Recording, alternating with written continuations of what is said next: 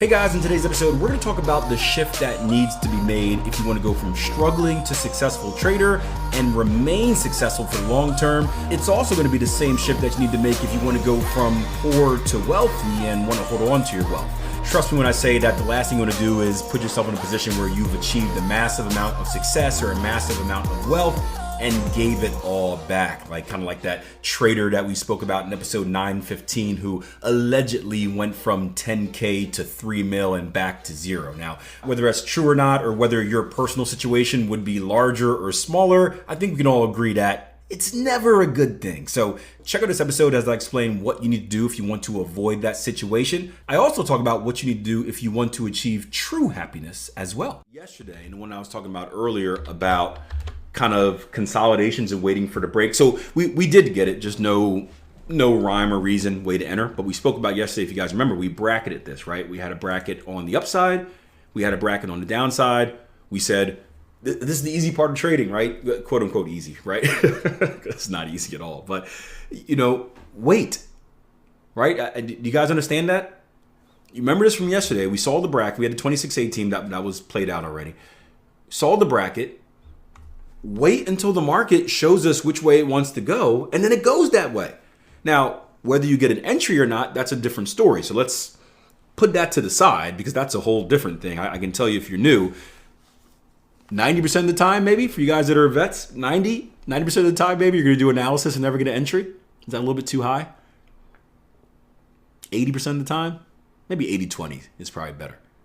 But most of the time you do your analysis, you're going to spend all this time doing this analysis and you're going to be waiting and you're either not going to get an entry or the entry is going to happen while you're away from the charts. It's frustrating if you're thinking about trading. But once you fall in love with the game of analysis, it becomes a lot easier. So it's, again, easier for me to say at this point in my career than when I first started trading. And I need to make as much money as quickly as possible, what I thought. But what brings me pleasure on this week's episode of What Brings Akil Pleasure, right? The Bring Me Pleasure podcast. That's another episode. Maybe I'll do that. The Bring Me Pleasure podcast. So yeah, bow chicka wow. Is the prediction. Being right? This is the stroke my ego a little bit. Being right makes me feel good. And it took me a while to get to this point, and this is a natural part of your progression. It's very similar to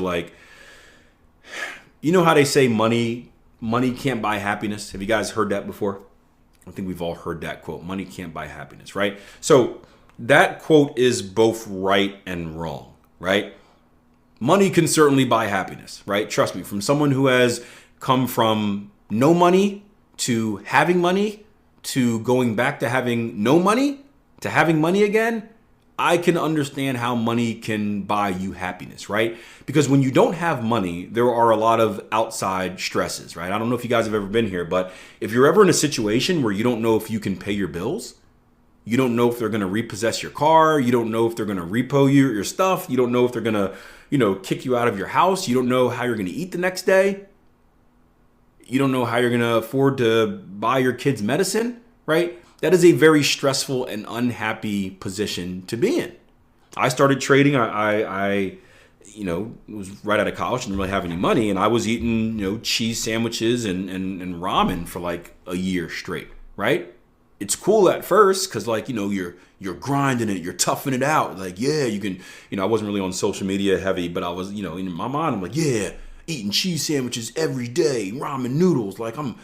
I'm grinding out here, and then it gets old. It gets old really, really quick, right? Especially when you realize no one cares that you're grinding, right? Whatever that stuff is, but you're not very happy, right? So when you first start making money, you can do a lot of the things that now make you happy. You can buy some seasoning to put on your ramen, or you can, maybe add some ham to that cheese sandwich, right?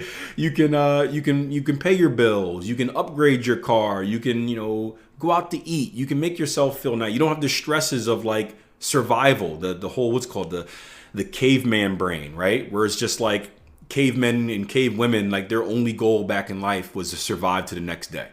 Don't get eaten by a saber tooth. That was the only goal. It was just straight survival. If you can just win the day by being alive, then boom, you've accomplished something, right? That is a very stressful state to be in. So when you can do stuff to put you to take yourself out of that state, when you can gather berries or hunt food and get a couple free days in the cave where you don't have to go out and risk your life, that's a very positive thing. So money can certainly buy happiness, but it does get to a point once you have all those kind of basic needs fulfilled that more money doesn't really make you a lot happier. So the same progression is true in trading. And don't get me wrong, I like money. I will never stop liking money. I believe money is a great tool. You can never have too much of it because you can always do cool things with it, right? You make too much money, guess what you do? You donate it and help someone else. Like, you could never have too much money. I don't understand that concept of having too much money unless you're someone that is just not doing anything positive with your money, right? Because guess what? When we have a certain amount that we donate every year, but let's say I came across a massive amount of money and I just had no idea what to do with it. I would just donate it to, like, there's someone out there that needs money. There's some cause out there that can use money. Donate it to them. And now you've done something good with your money. It brings me back to a conversation I had with someone that was like, if I ever won the lottery, I wouldn't accept the money. I'm like, you're stupid. You're lying. He's like, well, I didn't feel like I earned it and I don't need it. I'm like, okay, well, you don't need it. We'll give it to someone that does. Like, it was the dumbest conversation ever. But anyway, once you have those basic needs fulfilled, you can, money stops bringing you the same happiness. You're comfortable, you're living, you're not grinding, you can buy what you want, right? The happiness isn't the same. So the problem is that sometimes, because if money is your greatest motivator, you're motivated purely by money and the happiness, the feeling that money brings you. And now money no longer brings you this feeling. Can you see how you can lose motivation? You no longer wake up at 5 o'clock to do your analysis because you're comfortable. You no longer track the way you're supposed to track because you're comfortable. You no longer journal or play in the sandbox or look at the charts and do the reviews the way you're supposed to because you're comfortable. And as soon as you get comfortable, you start going backwards. And this is the same, we're talking about trading specifically, but this is the same in business. So what most successful individuals do is it becomes less about the money, but more about winning the game. Now, winning the game typically involves money, but it's more about winning the game. So what I've noticed in my trading is that what brings me happiness is obviously the money from trading brings me happiness, obviously. But like the stroking of the ego, the winning the game, making the prediction, even if I don't get a chance to enter, whether I miss it, whether it just doesn't happen, for me to make a prediction in the market, to analyze a chart and say, if this does this, then we're likely to go there, and to wake up the next morning and see it happen, I feel good. I feel good. Like, it makes me feel good because I'm trying to master the game that can actually never be mastered, but I feel like I'm getting closer and closer to mastering the game, and that's where my motivation comes from. Now, the cool thing is the same skill of mastering this game, mastering this level, this mission, and trying to get all of the available points that are offered on it, that also helps me become better as a trader. That also helps me identify more trades, which will help me make money, right? So it all comes full circle, but don't poo-poo a situation where you make a prediction, you don't get involved, and don't be like, oh, that's a negative, I'm bad. No, like, one, that's good. Take it as a positive. Don't beat yourself up. You're never going to catch every trade. Like, there's nothing you can do about it. If you analyze the market and you don't get your entry signal, that's a good thing. You didn't take a bad trade. You can't force the market to give you your entry signal. But what you can do is continue to work on your skill of making positive predictions. And I've always said, the most important skill you can have in trading is your ability to make a prediction. Because even if Bud makes his prediction 8 times, and each of those 8 times he doesn't get his entry reason, guess what Bud can start doing? Well, Bud can start analyzing those 8 times, seeing if there is an alternative way to get involved, create a hypothesis, test it, acquire data on it, and if it works, Bud can shift the way he trades. So now, a year later, those 8 trades that he predicted perfectly but couldn't get involved in, now he can get involved in it. And now that prediction has put him in a position to profit. And then he can start working on the next thing. And that's the cycle of trading. So it's a really cool process. But it's part of that bigger process of shifting your mindset of process over outcome, where it's not just about the result monetarily speaking. It's about doing things the right way. And do you feel, if you can imagine success being a flag in front of you like a race, is everything you're doing getting you one step closer to that flag or one step further from that flag? And as long as you're consistently getting one step closer, Kaizen philosophy of continuous improvement, 1% better each day, then you're putting yourself in a really good position. Glenn said it's very easy to become complacent the first time you have money. It really is. And that's why you see so many people blow it. Because you have it, and then like once you have it, you exhale. You've made it. And once you made it, you stop doing the small things. Again, same things in relationship, right?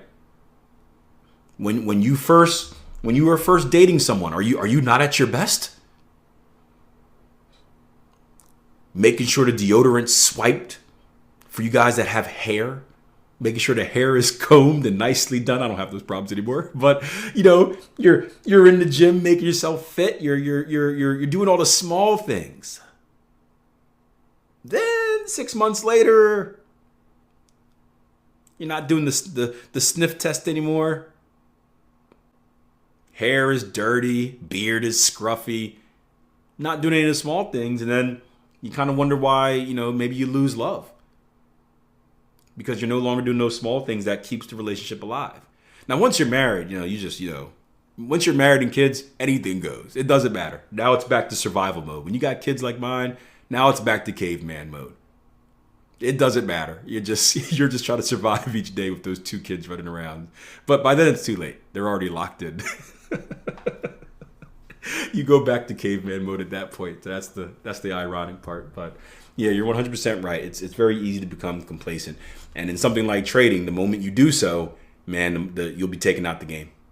That's just the way it works. You'll be taken out the game. And I've told you guys stories.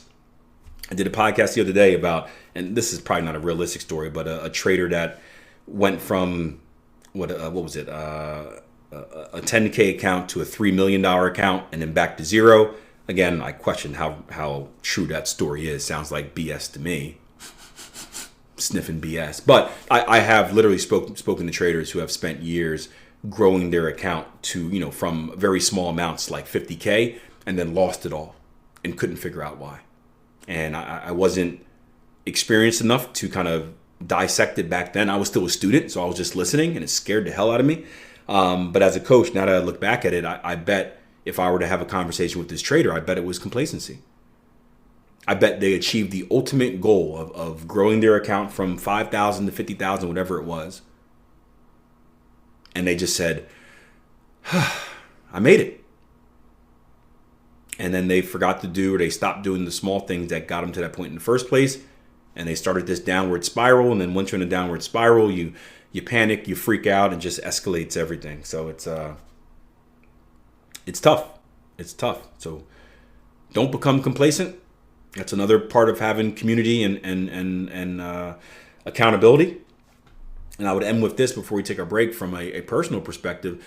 I think, and I don't even want to think how I'd be without you guys, but one of the reasons I've been able to remain successful over these years is because of the teaching aspect.